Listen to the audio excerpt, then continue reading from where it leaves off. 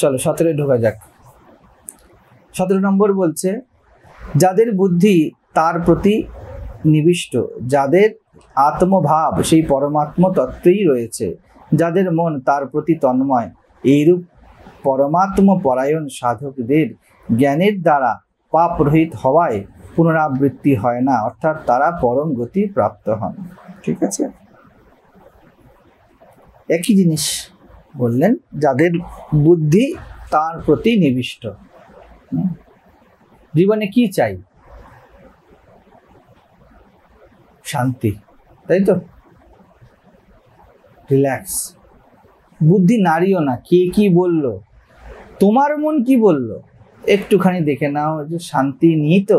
এবং শান্তি মানে তাৎকালিক না, তাৎকালিক শান্তি বড় অশান্তি। চাইনিজ প্রোডাক্ট বড় ঝামেলা, শুধু ঢুকবেই না ঘরে, আর 10টা জিনিসকেই ইলেকট্রিকের জিনিস নিয়ে যাবে সাথে। তো যে শান্তি বাঁ হাত বাড়ালেই পাওয়া যায়, ডান হাতও পাততে হয় না, ওই শান্তির দিকে যেও না, ওটা শান্তি হয় না। জীবন তার গর্ভে, তার কেন্দ্রে শান্তি নিয়ে চলে, সামনে নয়। জীবের 7 করকগুলো দেখবে সামনে, আর সালাইবাটা পিছন দিকে, যত যেতে যায় তত বেশি আসে। সামনের স্বাদে যদি ফেসে থাকো তাহলে মুশকিল হয়ে যাবে একটু। গ্রহণ, ত্যাগ, নিম পাতা খুব প্রয়োজনীয় জিনিস, কিন্তু সামনে যদি ঠেকাও একবার। আর মিষ্টি, মিষ্টি 7 করক সবার আগে আগে থাকে, দিলেই মনে হবে দিলে তো ভিতরে চলে যাবে, আর নিম পাতা যেই ঠেকবে দূরে চলে যাবে। যদি প্রথমেই শান্তি অনায়াস পাবে, বলে কি বলে 60,000 টাকার চাকরি, শান্তি 60,000 টাকার চাকরি। চাকর মানে যে কোনো সময় তুমি গেট লস্ট হতে পারো, যে কোনো মুহূর্তে। কিন্তু যদি তোমার 60,000 টাকার যোগ্যতা থাকতো, আর এই যোগ্যতা যদি পরিস্থিতি অনুযায়ী না বদলাতো, তাহলে কি হতো? অন্য কিছু। তুমি যদি প্রচন্ড ক্রিয়েটিভ হতে, তুমি যে কোনো মুহূর্তে কিছুটা সৃজন করতে পারো, তাহলে জীবনটা অন্যরকম হতো। কিন্তু আমাদের প্রথমেই বাঁ হাতের শান্তি এরকমই আসে। কাজ পড়ছি কেন? কারণ এই ফিল্ডে গিয়ে এই চাকরিটা করব। তুমি দেখলে না তুমি কি ভুল করলে, তুমি নিজেকে একটা ফিল্ডেই বেঁধে ফেললে। There is no second option for you, কোনো অপশন নেই তোমার জন্য। কিন্তু শান্তি তো একদম আলবাত হাতে হাতে পেয়ে যাবে। বলে ক্যাম্পাস এলো আর জব, তুমি বুঝলেই না তুমি কলেজ, ক্যাম্পাস, জব, তুমি জগতই দেখো না, এর বাইরে তুমি কিছু জানোই না। আমি একবার ফ্লাইটে আসছিলাম, পাশে একজন কর্পোরেট সেক্টরে কেউ বসে আছে। ইকোনমিতে কেন যে যায় এরা ভগবান জানে। তো যাই হোক, পাশে বসে কনস্ট্যান্ট শেয়ার মার্কেটের রিভিউ পড়েই যাচ্ছে, ম্যাগাজিনগুলো সব সেরকম। আর যতগুলো ফোন কল রেকর্ড করে করে রেখে দিয়েছে, মানে ওইটুকুনো সময় নেই যে 3 ঘন্টা 2 ঘন্টা সে চুপ করে বসবে। ফোন কলের যেগুলো আছে রেকর্ডিংগুলো পড়ছে, মানে শুনছে নিজের, খেঁচুর।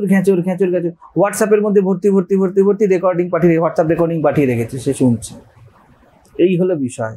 সামনে থেকে হিমালয় দেখা যাচ্ছে রে ভাই, নিচে মেঘ আছে, রোজ যাচ্ছে, ওখান দিয়ে যাতায়াত করছে হয়তো, কিন্তু জীবন থেকে কোথাও কাট। তো কি হয়ে গেল? সংক্ষেপে শান্তি।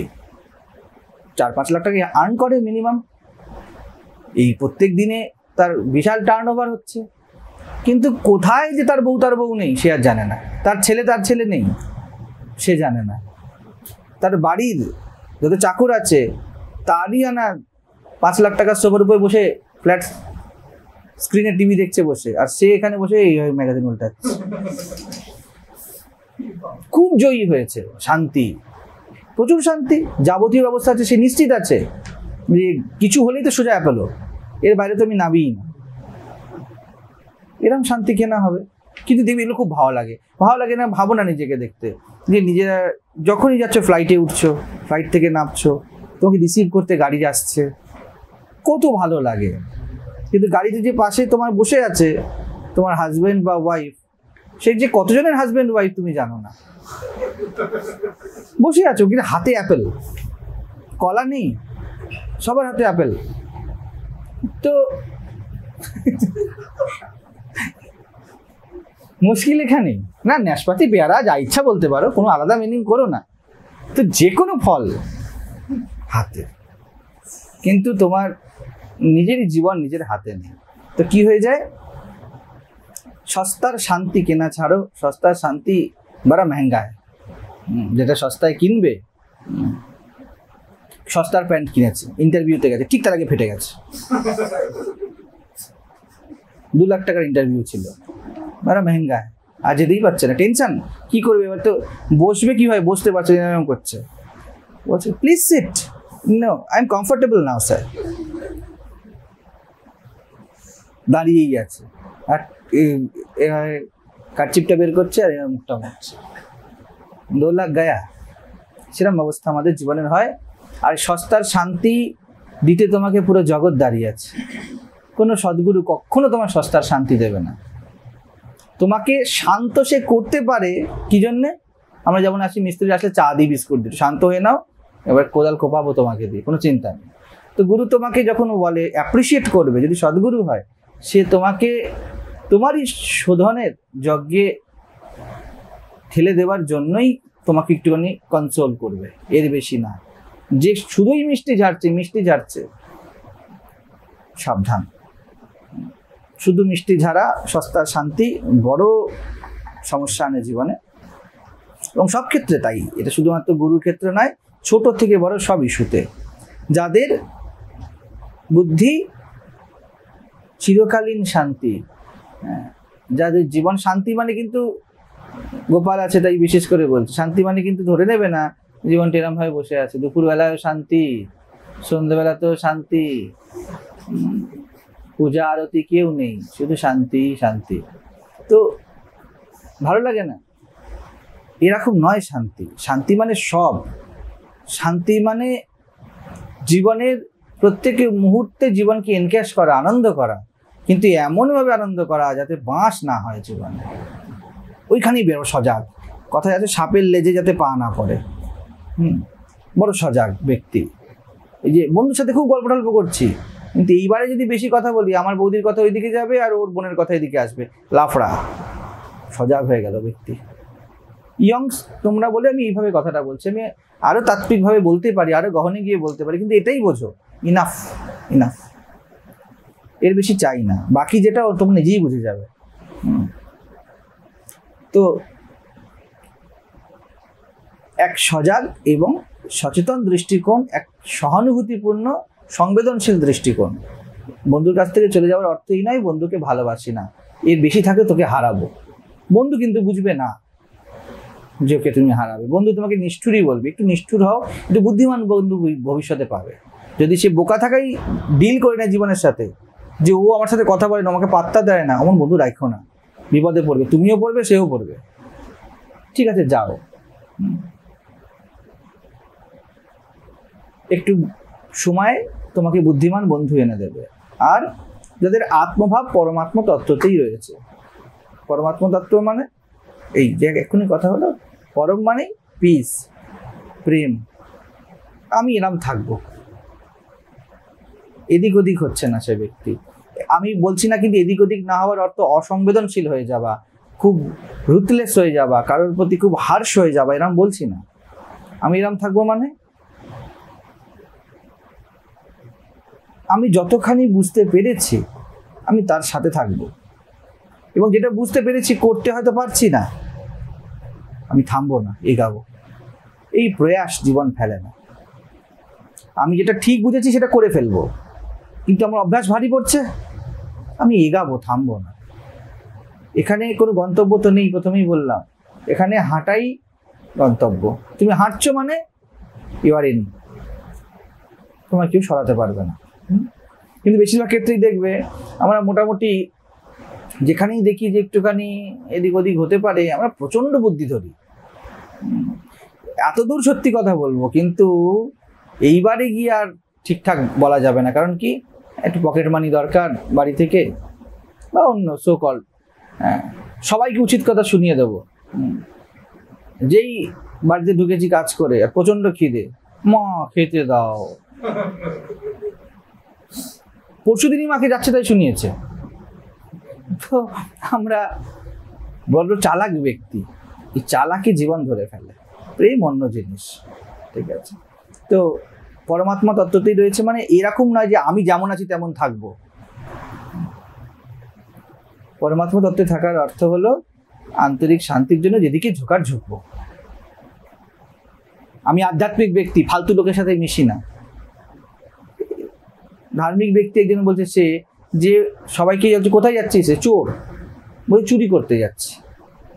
আবার জিজ্ঞেস করলে কোথায় যাচ্ছিস? বলছে চুরি করতে যাচ্ছি। সবাইকে বলতে বলতে যদি কেউ চুরি করতে যেতে পারে আমি তাকে বেশি ধার্মিক বলবো। অন্তত পক্ষে কিছু সাজেনি। এখানে তো গুরুর সামনে 20-25টা মুখোশ পরে লোকে আসে, আর প্রত্যেকেই আসে অসহায় হয়ে, কিচ্ছু করেনি। তারা কিচ্ছু করেনি জীবনে, মানে কোনো অন্যায় কাজ করেনি, তাই তো? তো মুশকিল। এবার যদি দেখে, এবার কি এখানে একটুখানি ভাবটা আলাদা। এখানে যদি দেখে যে এখানে দেখছে যে অন্যায়টা স্বীকার করে নিলেই মহাজ বেশি ভালো আসবে, তো অন্যায়টা তো স্বীকার তো করে নেয়। এবার ভুলে যায় যে স্বীকারের সাথে সাথে জীবন পরিবর্তন দাবি করে। যারা অন্যায় স্বীকার করে নিয়ে যারা কি করে, তারা দুদিন পর আর আসে না। কারণ এবার কি বলবে, আমি তো স্বীকার করে নিয়েছিলাম যে আমি ভুল করেছি, তারপর আমি বদলাইনি। এই স্বীকারটা কি করে করি, আমি বদলাবো না। মধ্যবিত্ত লোক আর নিচে যান, নিম্নবিত্ত লোক মোস্ট অহংকারী হয়। নিম্নবিত্ত না, নিম্ন মধ্যবিত্ত যারা হয়, নিম্ন মধ্যবিত্তর অহংকার অনিহংকার সময় নেই। ওকে যে খাওয়ার চাই, ওর সব উপরে এই কথাটা বৃথা বলা। যে নিজের ভাত জোগাড় করতে পারছে না সে নিম্নবিত্ত। উচ্চ মধ্যবিত্ত আর নিম্ন মধ্যবিত্ত, এরা কুকুরের বাচ্চা বলে, ওরা সান অফ বিচ বলে, এইটুকুনি পার্থক্য। তো আর কোনো পার্থক্য নেই। এরাই সমাজের 80% খেয়ে বসে আছে। ওই যে যারা উপরে বসে আছে তাদের হলো, এরা হলো তাদের বাপ মা, এরা জনক, এরা জন্ম দেয়। আদানি আম্বানিকে এরা জন্ম দেয়, কারণ এরাই তো ভোট দেয়। ম্যাক্সিমাম তো এরাই। ভারতের মতো দেশে তো নিম্ন মধ্যবিত্ত বেশি, উচ্চ মধ্যবিত্তও তোমার প্রপোর্শনালি কম পড়বে। এরা কারা?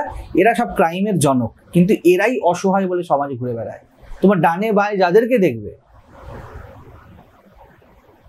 তো আমাদেরকে পরমাত্মা তত্ত্বে থাকার অর্থ হলো বি ফ্লেক্সিবল টুয়ার্ডস লাইফ। আমরা হতে পারি না, যেখানে যেমন আদর্শ না দেখানোর সেখানে তেমন আদর্শ দেখিয়ে দেবো। একটা সন্তুলনে আসা। আর বলছে যাদের মন তার প্রতি তন্ময়। তন্ময় শব্দের অর্থ তন্ময় নামের বন্ধু নয়, তৎ। সেই কথাটা বলছে কেন জানো? আমরা যেভাবে থাকি আমাদেরই যে আন্তরিক সৌন্দর্যতা আমাদের থেকে অনেক দূর, তাই সেই বলছে আমাদের থেকে অনেক দূর ঠিক, কিন্তু আমাদের সব থেকে কাছে। আমরা আমাদের থেকে অনেক দূর। বোঝা গেল? আমরা যেই জীবনটা বাঁচছি, আমরা যেভাবে চলছি, আমরা নিজেদের থেকেই অনেক দূর। আর সেই বলতে তোমাদের নিজেদেরকে বোঝায়, বাইরে কাউকে না। তুমি তোমার থেকেই অনেক দূর, তুমি তোমার দিকে আসো, একে তন্ময়তা বলে। আমরা যেটা মনে করি না, ये मेरा लाइफ है, ये तुम्हारा लाइफ नहीं है, कॉपी पेस्ट लाइफ है। কোথায় 20 বার যদি তোমাকে একটা কথা বলা হয়, তোমার পুরো ইমপ্রেশন পড়ে যায়। এখান থেকে কথা শুনে গিয়ে প্রত্যেকেই দেখবে আমার কথার ছাপ তোমাদের মধ্যে পড়ে গিয়েছে। কথার ভাষা, ভঙ্গিমা, আমি ভালো খারাপ বলছি না, কিন্তু এর থেকে কি বোঝা যায়? আমাদের মন বড় রিসিপটিভ, চট করে নিয়ে নেয়। একটা গেঁয়োর সাথে মিশে এখানে যখন গ্রামের লোক আমার কথার মধ্যে স চলে আসছিল, আমাকে অনেকে অ্যালার্ট করলো যে স আসছে, কারণ সব এখানে দেখছি তো, যাচ্ছি তো, এরকম সব কথা বলছে। কেমন আছো? এই এরিয়াতে এরকম ভাবে কথা বলে যে কেমন আছো। আরে আমি বলছি না, আমরা এতটাই রিসেপটিভ, আমরা এতটাই সাজেস্টিভ, সঙ্গে সঙ্গে নিয়ে নিই কথা বলতে বলতে। তো আমরা যাকে আমি বলি সেটা আমরা নই, সেটা একটা কালেকশন মাত্র। তাহলে কি আমরা কালেকশানে চলবো না? জীবন এমন কালেকশানই চলে। তুমি যেখানে থাকবে তোমার উপর ছাপ পড়বেই, কিছু না কিছু ছাপ পড়বেই, কিন্তু নিজেকে হারিয়ে ফেলো না। তুমি কোনোটাও নাও, তুমি শহরেও নাও, তুমি গেঁয়েও নাও, তুমি কোনোটাই নাও। তো এই জায়গাতে দাঁড়ানোকে তন্ময় হওয়া বলে। জেগে আছো কি? তন্ময় মানে আমরা বলি হ্যাঁ তন্ময় হয়ে গেছি। আমাদের একজন ছিল তন্দ্রা আসছে, বলছে কি রে ধ্যান করতে গিয়ে তন্দ্রা আসছে, ঘুমিয়ে পড়ছিস? বলছে না না এটা তন্দ্রা অবস্থা। তো তো একটা শিকারে আসো ভাই, তো সেরকম নয় যে তন্ময় হওয়ার অর্থ হলো প্রচন্ড সজাগ হওয়া। কিন্তু আমরা তন্ময় মানে কি বুঝি? তো তাতে তন্ময় হয়ে বাঁচা মানে হলো সজাগ হয়ে বাঁচা। আমরা তন্ময় মানে কি বলি? তোমাকে এত ভালোবাসি যে আমার সব ভুল হয়ে গেছে। এই মাথায় নেশার তন্ময় নয়। নেশা আর তন্ময়, নেশাবৎ, কিন্তু তন্ময় তা নয়। সজাগ যে, প্রচন্ড সচেতন যে। সজাগ মানে এই না যে ক্যালকুলেট করে চলছে, এই ওখানে 4 আনা বেশি গেছে, অদ্বিতীয়টা সরাও, এটা সজাগতা নয় শুধুমাত্র। এটাও একটা সজাগতা, কিন্তু মূল যে আধ্যাত্মিক অর্থে যে সজাগ হওয়ার কথা বলে, তার অর্থই হয়ে গেল যে ব্যক্তি এতটাই জাগ্রত আছে, ছোট ছোট জিনিসও তার চোখের বাইরে যাচ্ছে না। ছোট ছোট জিনিস মানে যেগুলি জীবন নির্ধারক জিনিস। সজাগ ব্যক্তি কিন্তু এটা বলবে না যে গাছের পাতার ওখানে হালকা একটুখানি ব্রাউন হয়ে গিয়েছে। সে জানে যে গাছ যখন হয় তখন কিছু পাতা শুকায়, তার মধ্যে সেই সংবেদনশীলতা এবং প্র্যাকটিক্যালিটি আছে। আমরা সজাগ হওয়ার চক্করে হিসেবি হয়ে পড়ি, আর তন্ময় হওয়ার চক্করে আবেগী হয়ে পড়ি। দুটোই নয়, এই দুয়ের মিশ্রণ। তোমার মধ্যে প্রেমও নিহিত আছে, এবং যেমন আমি বলি বারবার যে বাচ্চা প্রতি মার যে দৃষ্টিকোণ থাকে, প্রচণ্ড তার প্রেম তাকে সজাগ করে রেখেছে। এমনি লৌকিক উদাহরণে তুমি দেখবে যে বাচ্চার প্রতি মায়ের দৃষ্টিকোণ কেমন থাকে, সবসময় একটা প্রিজারভেটিভ মনোভাব থাকে। ওই রকম নয় প্রেম, ওই রকম নয়। প্রেম কোনো প্রিজার্ভেশন করে না, প্রেম শুধু তার সাথে থাকে। সে এতটাই ফুলফিলমেন্ট, তার কোনো সাজেশন চাই না, তার কিছু চাইই না। পসেশন কিসের উপর করবে? এই পুরো ধরো আশ্রমের এরিয়া তোমাকে দিয়ে দেওয়া হলো, এতে এবার তুমি এখানকার ইনচার্জ, তাহলে এবার তুমি আর প্রসেস কি করবে? সবটাই তো তোমার। এবার তোমার প্রেমপূর্ণ হতে হবে। যখন তোমাকে একটা ঘরের একটা কোণা দেওয়া হবে, তখন তুমি পসেশন করতে চাইবে, এই জায়গাটা আমার, এদিকে আসবি না, ওদিকে আসবি না। তখন পুরো দায়িত্বই তোমার, তখন কাকে প্রসেস করবে?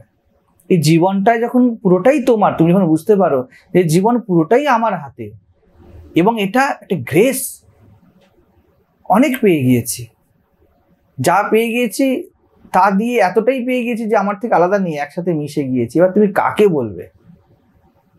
সব পাওয়া হয়ে গিয়েছে। এই জন্য আমাদের আশ্রমে সবাইকে বলি, এটাকে নিজের ভাবতে হবে। ভাবতে হবে মানে ইম্পোজ করতে হবে না। আমি এদেরকে এটাও বলি, বুঝতে পারছো কি নিজের? আমি বলবো না ভাবো, বুঝতে পারছো কি? যদি না বুঝতে পারো, ইম্পোজ করো, 2 দিন মাঝে শুকিয়ে যাবে, আবার ঝামেলা শুরু হবে। এখানে তোমরাও যারা আসছো বা জীবনে যেখানেই থাকছো, দেখবে সব জায়গার থেকে পসেশন চলছে। স্বামী স্ত্রী একসাথে করেছে, স্ত্রী মনে রেখে দিয়েছে তাকে পণে কি কি দেওয়া হয়েছিল, আর স্বামী মনে রেখে দিয়েছে যে সে কোন কোন সময়তে কি কি জিনিস দিয়েছিল। খুব মনে থাকে এগুলো। শুধুমাত্র তোমরা দেখবে তোমাদের বাড়িতে কথাগুলো ওঠে না, উঠলে কেউ কাউকে ছেড়ে কথা বলে না।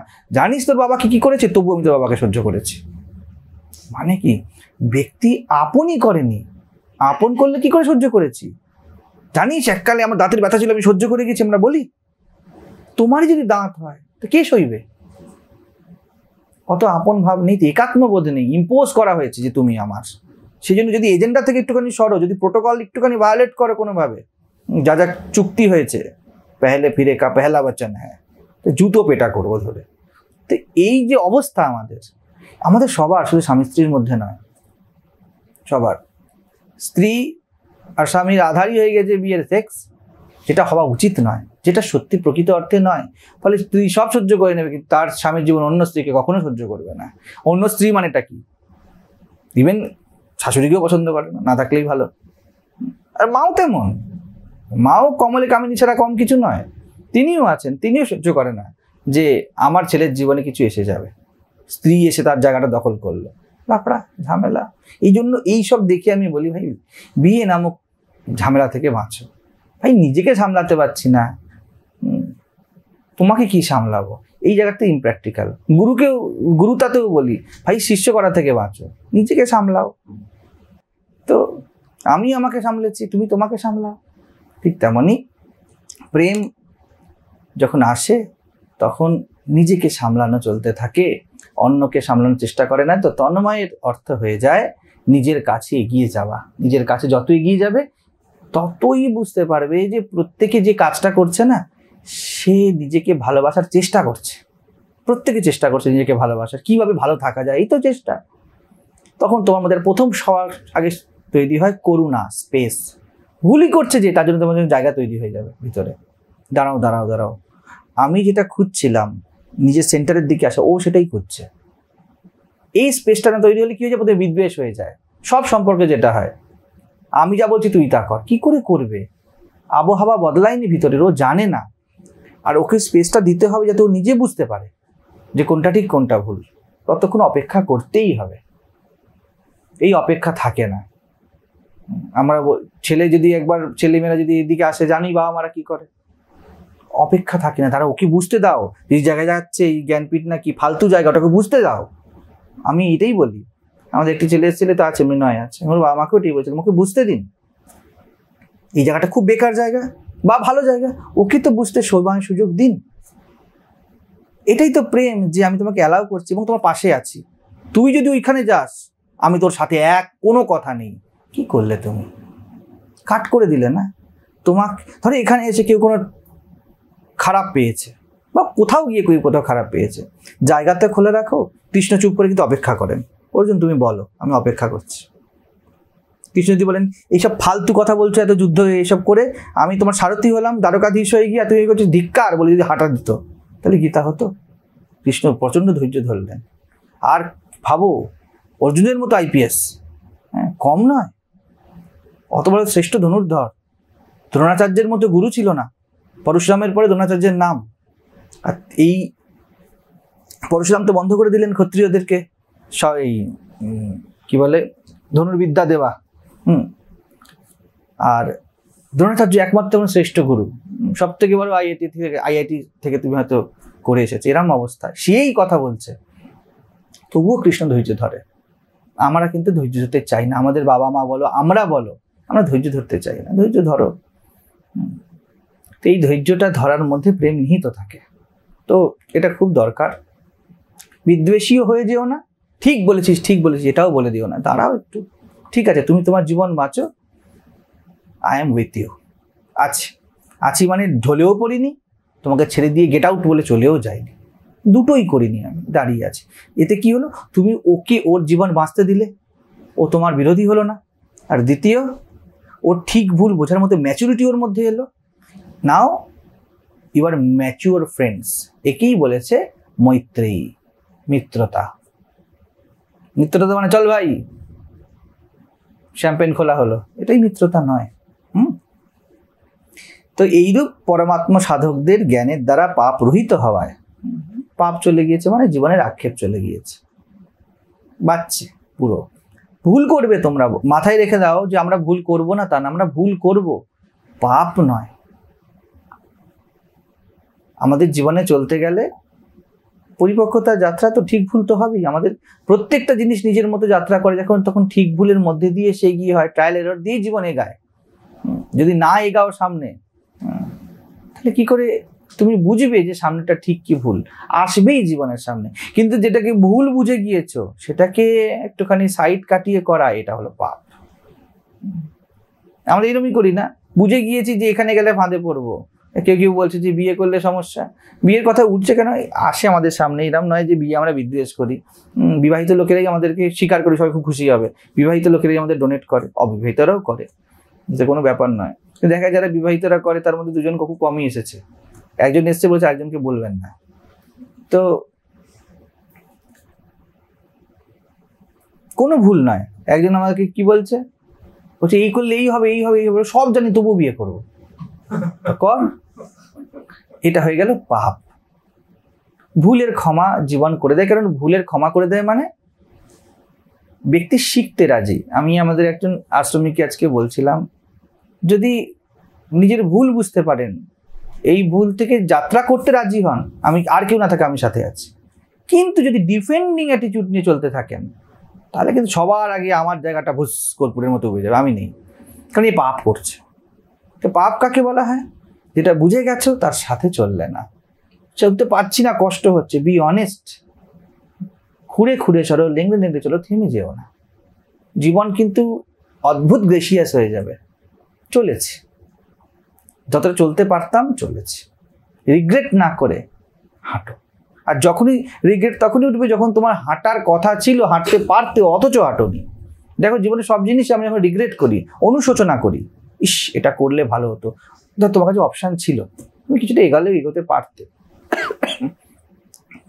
আরও ইলাবোরেট স্পেকট্রামে গেলে কিন্তু আমরা অন্যরকমভাবে দেখবো বিষয়টাকে, অন্য বড় পার্সপেক্টিভে যদি যাওয়া হয়, তাহলে ছড়িয়ে যদি জীবনকে দেখি বিবিধ রঙের সমাহার হিসাবে, তাহলে আমি এটাও বলতে পারি যে তুমি ওই সময় ওটাই করতে।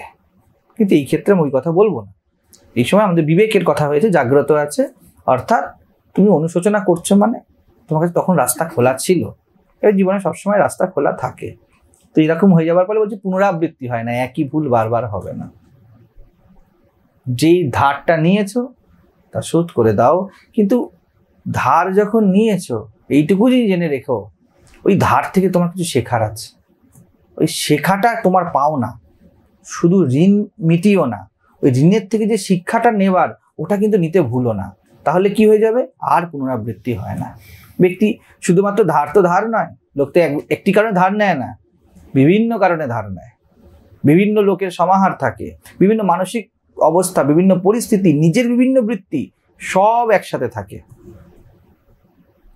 তুমি হয়তো বাড়ি করতে ধার নিয়েছো, তুমি তো একা ধার নাওনি, সবাই সমাহিত আছে, তোমার মানসিক অবধারণা ওর মধ্যে পার্টিসিপেট করেছে, আমাকে এটা করতে হবে, এই সব মিলিয়ে তোমাকে একটা অকওয়ার্ড সিচুয়েশনে হয়তো এনেছে। তাহলে এর থেকে কি শিখে নেবার, পুনরাবৃত্তি না হবার?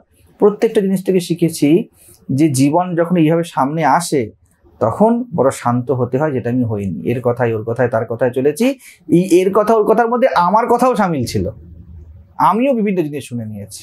তখন সার্চ চলতো, এইটা করতে হবে, ওইটা করতে হবে, সেটা করতে হবে, এখান থেকে ধার নেওয়া যাবে, ওখান থেকে নেওয়া যাবে।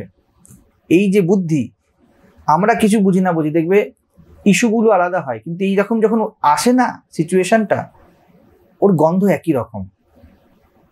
যখন কেউ তোমাদের অনেক সময় ভয়ে হাত পা কেঁপেছে, তো ভয় লাগছে, প্রচন্ড টেনশন হচ্ছে, একাধিকবার হয়েছে, কারণ আলাদা আলাদা, কিন্তু দেখবে ফিলিংস এক। খুব জল তেষ্টা পেয়েছে, ফিলিংস এক, কারণ আলাদা আলাদা। হয়তো ঘেমে গেছো তাই জল তেষ্টা পেয়েছে, হয়তো জল খেতে ভুলে গেছো পেয়েছো, হয়তো গান গাইছেও, কিন্তু ওই সেন্সেশন এক। ঠিক তেমনি যখনই কেউ বড় সজাগ ধ্যানী হবে, সে বুঝে যাবে কোন কোন স্থিতিতে আমি জীবনকে এরকম ধারে নিয়ে গিয়েছিলাম। ওই গন্ধ যেই উঠবে, ধ্যানী হয়ে যাও, উঠবেই গন্ধ। কেউ নেই ইনক্লুডিং মি, প্রত্যেকেই আমার ওঠে। আমাকে কালকে জিজ্ঞেস করতে, আমি বললাম হ্যাঁ, সব আসে, সব সামনে এসে দাঁড়ায়, কেন এসে দাঁড়াবে না? যখন এমন হবে না, নাও ইউ ক্যান প্লে, তুমি খেলতে পারো। আচ্ছা, এই ব্যাপারটা। তারা পরমগতি প্রাপ্ত হন, আমি বললাম পরমগতি পেয়ে গেছে। ঠিক আছে, এটাই লাস্টে বলছে, বিদ্যা বিনয় সম্পন্নে, যেটা বলা হলো 18 নম্বরে, ব্রাহ্মণ, চণ্ডাল, গাভী, হস্তি, সারমেয় ইত্যাদিতে জ্ঞানী পুরুষগণ সমদর্শী হন, অর্থাৎ যথার্থদর্শী হন। সবাইকে ঘাস নয়, সবাইকে ভাত নয়।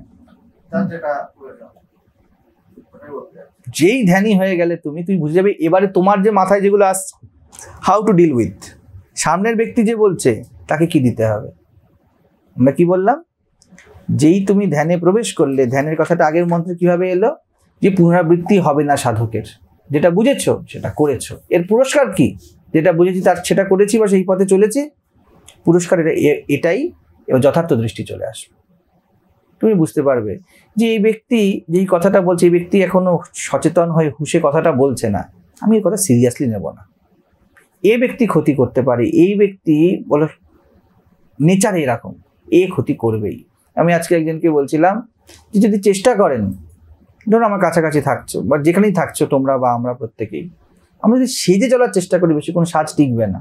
এটা তো গিয়ে টেবিলে বসে লেকচার দেওয়ার নয়, এটা তো তোমার 24 ঘন্টার বিষয়। তো আমি একজনকে বললাম, যদি বদলাতে চান, যেটা বলছিলাম একটু আগে, তাহলে ঠিক আছে, উত্থান পতন হবে, আমার চোখের সামনেই পড়বেন, উঠবেন, প্রত্যেকে উঠবে পড়বে, কিন্তু আমি সাথে আছি। কারণ চলছে না, চলতে গিয়ে উঠছে পড়ছে, আমি দেখতে পাচ্ছি। এটা তো এই নয় যে মাইক ধরে বললাম আমি প্রচন্ড চেষ্টা করেছি, এই হয়েছি, এটা হয় বা এটা হয় না। এটা ক্লাসে চলবে, জীবনে চলবে না। তো জীবনে যাদের সাথে থাকো, আমরা থাকি বা আমাদের সাথে থাকে, তাদের জীবনটা অবজার্ভ করো, ওখানেই শেষ কথা। তার মুখের কথাও শুনতে যেও না বেশি, আর তারা কাজে কি করছে সেটাও সরাসরি বুঝতে পারবে না, মন পড়তে শিখতে হবে। এই যে ব্রাহ্মণ গবি হস্তি নিয়ে সামনে আসলে কি হয়, এক পরমাত্ম তত্ত্বকে তার মধ্যে দেখতে পাচ্ছে, অর্থাৎ প্রত্যেকের মধ্যেই সেই চেতনা আছে এবং চেতনার অবস্থাগুলো তুমি ধরতে পারছো, তুমি বুঝতে পারছো। প্রথম নিজেরটা বুঝতে পারবে, প্রথম মাথায় রাখো নিজেরটা বুঝতে পারবে, যে নিজের নাম জানে না, নিজের পরিচয় যায় না, সে অন্যের জানতে পারবে না। আমাদের হয়ে যায় আজকালকার দিনের জ্ঞানীরা, তারা সবার অবস্থা বুঝতে পারছে, শুধু নিজেরটা বুঝতে পারছে না। আমাকে যদি কেউ বলে মজা আপনি রেগে যান, আমি বলি আগে আমি রেগে যাই। আমি যদি এই কথা বলি, আবার এরা দুজন সামনে বসে আছে, এদের সামনে যদি বলি আমি রেগে যাই না, নিজেরই মাথা নিচু করতে হয়, রেগে যাই না মানে আমি রেগে যাই, এটা তথ্য। এবং বিশেষ করে আমিও এর উপর কাজ করছি, আমিও কাজ করছি। তোমরা যেই পথে চলতে চেষ্টা করছো আমি ওই পথেই আছি, আলাদা কিছু নেই। এই জন্যই তো এত কথা বলতে পারছি, একসাথে হাঁটতে হাঁটতেই তো কথাটা হচ্ছে। আগে পিছনে মানে 10 বছর হাঁটাচলা করেছি, তোমরা হয়তো 2 বছর করেছো, এইটুকুনি পার্থক্য, আর কোনো পার্থক্য নেই। তো আগে নিজের চেতনার অবস্থা ক্লিয়ার হয়, আমি এই অবস্থাতে আছি। যখন তোমার এমন হবে তখন এই ব্রাহ্মণ, চণ্ডাল, গবি, হস্তি, সারমে, ওই প্রত্যেকের মধ্যে তার অবস্থা দেখতে পারবে। কুকুর কামড়েছে, কুকুরকে মারতে যাবে? ও কামড়ানো ছাড়া কি করতে পারে? ও থ্রেট ফিল করেছে, ও কামড়ে দিয়েছে। আর আমাদের কুকুর যে দুজন আছে, আমি ওদের কিছু বলছিলাম যে কুকুর বেসিক্যালি কামড়াতেও চায় না, ওর নেচার নয় কামড়ানো। কামড়াবে কখনো যখন খেতে যাবে আর বা কোনো ভয় পাবে। দুটোই তো কারণ আক্রমণাত্মক হবার জীবনে, সবার লোভ আর ভয়। খিদে যখন পাবে তখন লোভে কামড়াবে, তোমার হাতে হয়তো একটু মাছের গন্ধ আছে, কামড়ে দেবে, ঠিক আছে। আর ভয়, তোমাকে দেখে তুমি কবে থ্রেট দিয়েছো তাকে, ছাড়া ও কামড়াবে না। তখন তুমি যখন কুকুর তোমায় কামড়াতে আসছে, তোমার মাথা শান্ত থাকবে, তুমি কি কারণে ও কামড়াচ্ছে, কি কারণে আসছে, নাহলে তুমি ভয় পাবে। আমাদের যে ছিল দুজন, যেটা কুকুর দেখে ভোরবেলা বেরোতো না, আমি যতবারই বলতাম যে ভোরবেলায় আসতে হবে, যে কোনো অনুষ্ঠানে আগে যাওয়া বা কোনো পূজাতে ভোরেই আসতে হতো, এরা খালি বলতো যে না ভোরে যাব না। একটা কারণ ছিল ঘুম থেকে ওঠা, তার থেকেও বড় কারণ পরে বুঝলাম রাস্তায় কুকুর থাকে ভোরবেলায়। তো ভোরবেলায় আর কিছুতেই তাদেরকে পাওয়া যায় না। তারপরে একবার আমি গেলাম, গিয়ে বললাম আমার সাথে চলো। আমি ভোরবেলা, আমি তো দেখেছো আমি গেলেই ভোরবেলা থেকে ফেরার তাল করি, কারণ আমার তো গরম লাগে, আমার গরমও লাগে, শীতোষ্ণ সুখ দুঃখদায় ব্যাপারটা একটু অন্যরকম আমার ক্ষেত্রে। তো তো কি দুঃখের বিষয় বলো তো, তোমরা বসে বসে শুনছো, এর গরমও লাগে, রেগেও যায়, হ্যাঁ ভালো লাগে। গুরু সবসময় শান্ত বসে আছে, কি শীত কি উষ্ণ, তো মুশকিল। তো যাক গিয়ে, তো আমার তো গরমের কাছে তখন তো এসি বেশি কিছু ছিল না, গাড়িও ছিল না, কিছুই ছিল না। তো আসতাম ট্রেনে, তো ট্রেনে তো প্রচুর ভিড়ও হতো আর গরমও লাগতো। তো বেরোতাম, এবার বলে না যাবো না, বলে আপনি যান আমরা যাচ্ছি। এবার সে সকালবেলা টোটোও পাওয়া যায় না, এদিক থেকে ওদিক থেকে, সে আর আসে না। কেন, টোটোয় উঠলে তবু কুকুর তাড়া করে না, টোটোয় বসে আছে, তাও মাঝে মাঝে টোটোর পিছনে কুকুর যায় ভোরবেলায়। আসল কারণ ওটা নয়, আসল কারণ কি বলতো, এরা রাত্রিবেলায় খেতে পায়নি ভালো করে, কারণ কম্পিটিশন শহরে কুকুরদের মধ্যেও বেশি। এখানে তো ঘরে ঘরে খাওয়া, ওখানে মানে যেমন ল্যাম্পোস্ট বাঁধা থাকে, ওখানে মানে ধাবা বাঁধা আছে, এই আমার ধাবায় তুই আসবি না। তো প্রথমত সবসময় পায় না, বিশেষ করে বর্ষাকালে পায় না, কারণ বর্ষাকালে ধাবাগুলো বন্ধ হয়ে যায়। চপের দোকান, এগরোলের দোকান খুব বর্ষায় বসে না, যেগুলি সাধারণত হয়, তো বেচারা খেতে পায় না। এবং সকালবেলায় যে ফুল তুলতে যারা বেরোয়, এই ডান্ডা নিয়ে বুড়িরা, তারা লাঠি নিয়ে বেরোয়, দেয়ার ইজ থ্রেট। তো ওরা ওরকম করতো। তা আমি একবার কি করলাম, বললাম চল আমার সাথে, জোর করে বের করিয়ে নিয়ে গিয়ে সাথে বিস্কিট নিয়েছি কিছু। তো এই যে বুঝে ফেলা যে ওদের চেতনার দশা কিনা, ভয় যাবে না জীবন থেকে, সেরকমই প্রত্যেক অবস্থায় যদি আমরা একে অপরের চেতনার স্থল স্থিতি বুঝতে পারি, আমাদের মধ্যে এক অদ্ভুত সহানুভূতি, প্রেম জন্ম নেবে। আর ওটাই চাই আরেকজনকে বোঝার জন্য, এর বেশি কিছু চাই না। যেই এটা এসে যাবে তখন এই ব্যক্তি মহাপুরুষ হবে। তোমাদের মধ্যেই ওই বীজ আছে, আমাদের মধ্যেই ওই বীজ আছে। একটু স্পেস দাও সম্পর্কগুলোকে, সকলকে, এবং তার থেকেও নিজেকে একটু ক্ষমা করো। বুঝতে পারিনি, এখন তো কিছু বুঝতে পারছি। ভুলে যাও যার যা বয়স, কারো 15, কারো 20, কারো 25, কারো 30, কারো 40, যার যত 70, বুঝতে পারিনি। তো ওই না বোঝার প্রতি আর দৃষ্টি দিয়ে তাকিও না। এই মুহূর্তে জীবন্ত প্রেম তোমার সামনে, তোমার জীবন দাঁড়িয়ে আছে, বি গ্রেসিয়াস, বি অ্যাকসেপ্টেন্স রাখো, তার মধ্যে একটা অ্যাকসেপ্টেন্স, একটা গ্রহণশীলতা রাখো যে এইবার আমি বুঝতে পারছি, যতটা বুঝেছি আমি করব। জীবনের লয়ালটি এতটাই না, যতটা বুঝেছো তুমি যতটা করেছো, মানে ও নেক্সট নিয়ে এসে তোমার সামনে দাঁড়ায়। ব্যক্তি মহাপুরুষের দিকে, মহাপুরুষত্বের দিকে নিজেকেই মহাপুরুষ বলে। মহান অর্থে এই নয় যে সে অনেক বড় বড় কাজ করেছে, হ্যাঁ, বড় বড় বিশ্ববিদ্যালয় স্থাপন করেছে। মহান সব থেকে দুর্লভ জানা এখন কি? অন্যকে স্পেস দেওয়া, জায়গা দেওয়া, ধৈর্য ধরা। একদম আমরা পারি না। আমি যা বলছি তোমায় তা হতে হবে, আমি যা বলছি বাড়িতেও তা বলছে, ধর্মের বাজারেও তাই বলছে। তুমি যদি তাবিজটা না নাও তোমার হবে না, তুমি যদি আমার ধ্যান পদ্ধতি অবলম্বন না করো তবে হবে না, তুমি যদি আমাদের সম্প্রদায় থেকে দীক্ষা নাও তাহলে হবে না। বাড়িতে ওটা বলছে, যদি চাকরি না করিস তাহলে হবে না, যদি বিয়ে না করিস তাহলে হবে না, যদি আমাদের ছেলেদের পছন্দের ছেলের সাথে না যাস তাহলে হবে না। এই কোথাও যেন চেতনাকে স্পেস দেওয়া হয় না। এই স্পেস দেওয়াকেই প্রেম বলে। জীবনের প্রথমে এইটাকেই দূরত্ব বলে বোধ হবে। রেডি থাকো তার জন্য। রামপ্রসাদ অব্দি বলে গেছে যে লোকে গালি দেবে, রেডি থাকো, কি আছে। এর সাথে এটাও বলে দিই, শেষ, গালি দিলেও তুমি হাসতে পারবে, এর এত ক্ষমতা। এবং হেসে তাচ্ছিল্যও করবে না, হেসে তাকে গ্রহণশীলও হতে পারবে। তোমায় কেউ গালি দিয়ে গেল, কিচ্ছু বোঝে না, জীবন বরবাদ হয়ে যাবে, এসব কথাগুলি আসে ইয়ংস্টারদের কাছে। দাঁত থাকতে দাঁতের মর্যাদা দিলি না। কিন্তু সত্যি এই জায়গাটা তোমার আসে, তখন কি স্থিতি আসবে ভিতরে? তুমি হেসেও দেবে একটুখানি, রেগেও যাবে না। পরবর্তীকালেও বিদ্বেষ তোমার মধ্যে আসবে না। আবার তুমি তাকে বোঝাবে, যেটা হোপলেস কেস, বোঝানো যায় না, তাতেও তুমি বোঝাতে যাবে না, বুদ্ধিমান বোঝাতে যায় না, কিন্তু গ্রহণশীল হয়ে যাবে। ঠিক আছে, तुम्हारा मेरा साथ इतना दूर इतना डिस्टेंस से ही ठीक है, কোনো প্রবলেম নেই। কিন্তু ওই যে ডিস্টেন্সের মধ্যে তোমার মধ্যে রাগ দ্বেষের আধিক্য নেই, এটা হবে। কারণ ভাব সবসময় সংক্রামক হয়। তুমি খুশি থাকলে পাশের লোকটা যেমন খুশি হয়ে যায়, তুমি দুঃখী থাকলে তেমন, যতই মিষ্টি কথা বলো, ভালো ভালো কথা বলছো, কিন্তু তোমার ভিতরে দুঃখ আছে, কি বলে বারবার, তোকে না আছে কমফোর্টেবল লাগছে না, ভাব সংক্রামক। কথা তো মিষ্টিই বলছো, রোজকার মতোই বলছো, কিন্তু ভাব বুঝে যাবে। তাই তো দেবু, বোঝা যায়, সব কাজ করবে কিন্তু বোঝা যাবে যে হয়ে যাবে। চলো আজ এত অব্দি।